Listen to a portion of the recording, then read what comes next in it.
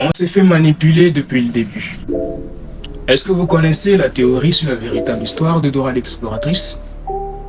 Préparez-vous, car vous ne verrez plus jamais ce dessin animé comme avant. Dora, cette petite fille curieuse et pleine d'énergie, toujours prête à partir à l'aventure avec ses amis. Son objectif est simple, se rendre dans un endroit précis. Mais pour y arriver, elle devra traverser forêts, montagnes et rivières. À première vue, c'est juste un programme éducatif pour enfants. Mais et si je vous disais que derrière ses grands yeux, de son sourire figé, se cache une vérité bien plus sombre? Dora n'est pas une simple exploratrice.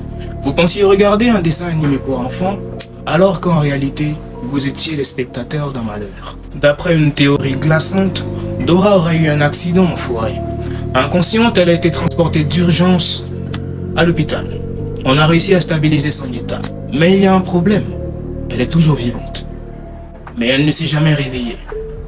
Et depuis ce fameux jour, la jeune fille est dans un coma profond. Et son esprit stagne à la recherche de la lumière. Vous l'aurez compris, tout ce qu'on voit dans ce dessin animé, notamment ce monde onirique, n'est que le fruit de son imagination. Tout ceci a été construit par son esprit. Mais attends, ce n'est pas tout.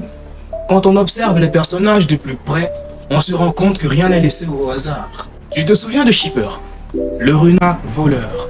Il apparaît dans presque tous les épisodes. Eh bien, en réalité, il serait le seul véritable lien avec la réalité. Il est la seule vraie menace dans ce monde coloré que nous connaissons. Car oui, Shipper représente en vérité la personnification ou l'incarnation même de la mort. Et il apparaît presque toujours lorsque Dora s'apprête à réussir une étape, comme si quelque chose voulait l'empêcher d'avancer. On connaît comment ça fonctionne, il est toujours repoussé avec la même phrase. Shipper, arrête de shipper! Oh mince! Donc pour résumer, Shipper représente la mort et il essaie de voler à Dora le seul lien avec la réalité. Et il ne s'arrêtera pas tant qu'il n'aura pas réussi ou tant qu'elle ne se sera pas réveillée, autrement dit sortie du coma. Quant à Babouche, il serait en réalité un jouet en peluche très cher à Dora avant son accident. On remarque aussi qu'il est souvent celui qui encourage Dora et qui l'aide à surmonter ses obstacles et à ne pas avoir peur.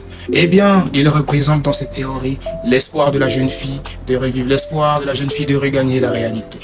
Et pour terminer, parlons de sac à dos. Sac à dos n'est rien de plus qu'un accessoire. Mais ce qui est intéressant, c'est la carte. La carte représenterait le cerveau de la jeune fille qui tente de lui montrer le chemin pour sortir du coma. Certains pensent que un jour Dora finira par se réveiller et ce sera ainsi la fin de ses aventures. Mais pour d'autres, ce n'est pas le cas. Elle ne se réveillera jamais car ce monde dans lequel elle est une prison douce et éternelle. Et si tu regardes bien, tu verras peut-être que Dora change, que son sourire n'est plus vivant, que ses yeux ne sont plus aussi brillants qu'avant. Comme si elle avait déjà abandonné. Alors la prochaine fois que tu entendras « Où est la montagne ?», ne te dis pas que c'est juste une question qu'elle te pose, mais c'est peut-être un adieu. Alors,